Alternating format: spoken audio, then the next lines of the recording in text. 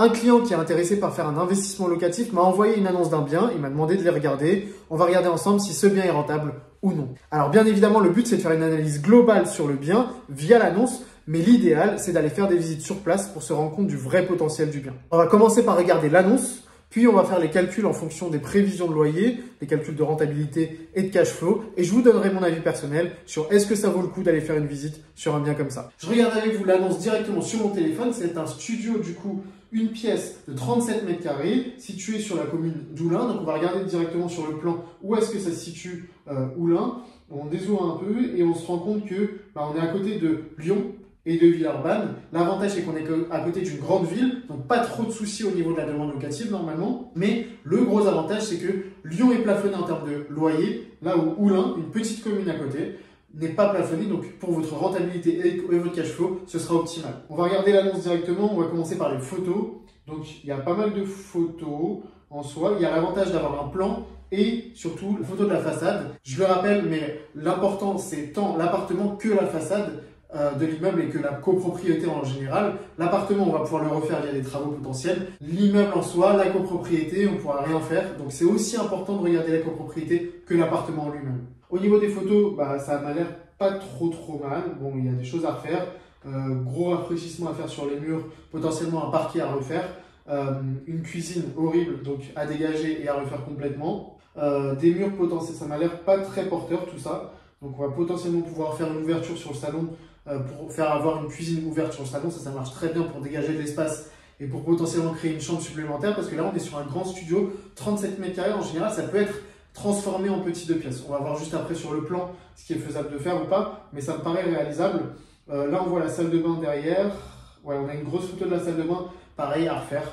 Mettre un beau miroir, un beau lavabo, une belle vasque. Là la baignoire, soit mettre une douche à l'italienne si jamais la baignoire est pas très en l'état, mais en tout cas il y a des choses à refaire.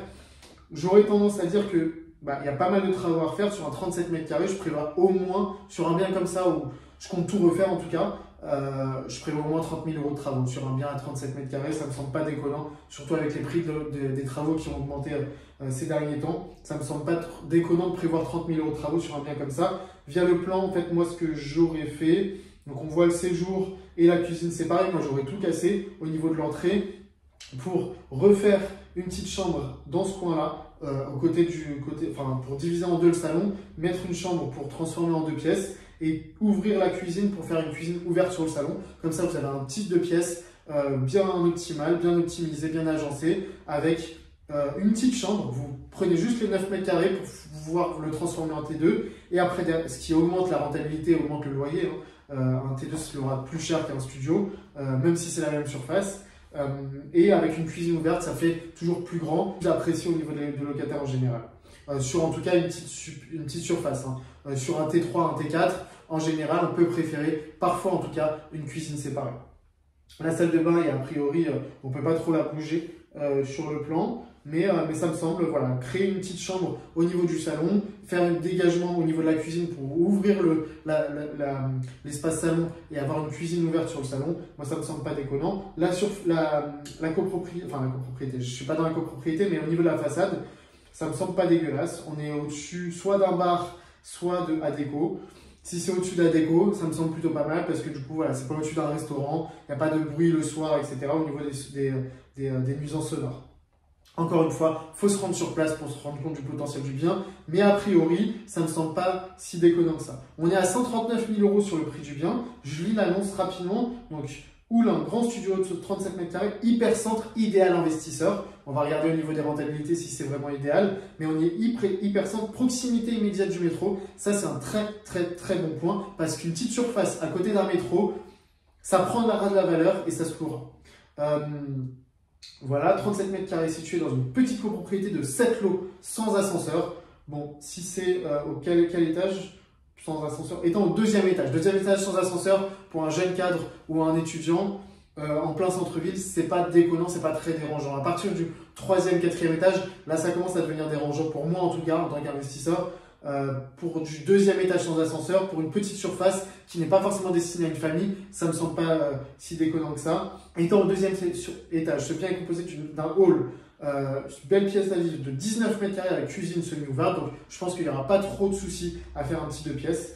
De plus, vous profiterez d'une salle de bain avec baignoire et WC ainsi que d'un espace rangement. Ça, c'est on l'a vu. Travaux de rafraîchissement à prévoir, ça on l'a vu. On prévoit environ, d'après l'annonce, et encore une fois, il faudra faire des devis travaux, mais je prévois dans mes estimations à peu près 30 000 € de travaux. Chauffage électrique, double vitrage en PVC pour plus d'économie. Ça, c'est l'avantage. Double vitrage, ça vous permet de ne pas avoir à prévoir dans vos travaux de remplacer les fenêtres parce que ça peut vite coûter cher des fenêtres à remplacer. Faible charge, ça c'est parfait pour notre rentabilité et pour ne pas appliquer des charges trop élevées à votre futur locataire. À proximité des écoles et de la gare d'Oulin, 3 minutes à pied. À 3 minutes d'une gare, nickel. On ne peut pas faire de faux pas en tout cas sur un emplacement comme ça. Donc il faudra bien se rendre compte de la copropriété, etc. Mais dans l'idée, il n'y a pas de souci. Montant estimé des dépenses annuelles énergétiques, etc. On va commencer par regarder le DPE. Le DPE étant classé D, aucun souci sur la mise en location, pas de travaux de rénovation énergétique à faire ni à prévoir. Donc ça, c'est un très bon point. On a juste à le rénover pour le mettre pas aux normes, mais au goût du jour, pour pouvoir créer un petit effet waouh pour notre locataire, pour le mettre à un loyer un peu plus élevé que ce qui peut se pratiquer sur le marché. En tout cas, pas de gros travaux d'énergie à prévoir. Voilà pour l'annonce. Je vais regarder tout de suite le tensiomètre locatif pour voir si ça se loue facilement. À mon avis, oui, mais je vais regarder quand même. J'avais déjà commencé à regarder les recherches d'ailleurs. Donc, on tape sur le tensiomètre locatif. La commune d'Oulin, un 2 pièces. Au niveau de la facilité à trouver une location, donc c'est très difficile. Donc, c'est très difficile de se loger à Oulin pour un 2 pièces. Donc, ça, c'est bon pour nous en tant qu'investisseurs. Et budget des locataires, équilibré, voire détendu. Donc, pas trop de soucis au niveau des impayés à prévoir pour les locataires. Les locataires, vous pourrez même sélectionner vos locataires parce qu'il y a beaucoup de demandes et un budget correct. Donc ça me semble bien. Bien entendu, le budget des locataires, il est stipulé pour un T2 de 40 mètres carrés, donc c'est à peu près ça, 763 €. Ça, c'est la moyenne, donc je pense qu'il n'y aura pas trop de difficultés à le louer 800, voire 850 €, charges comprises.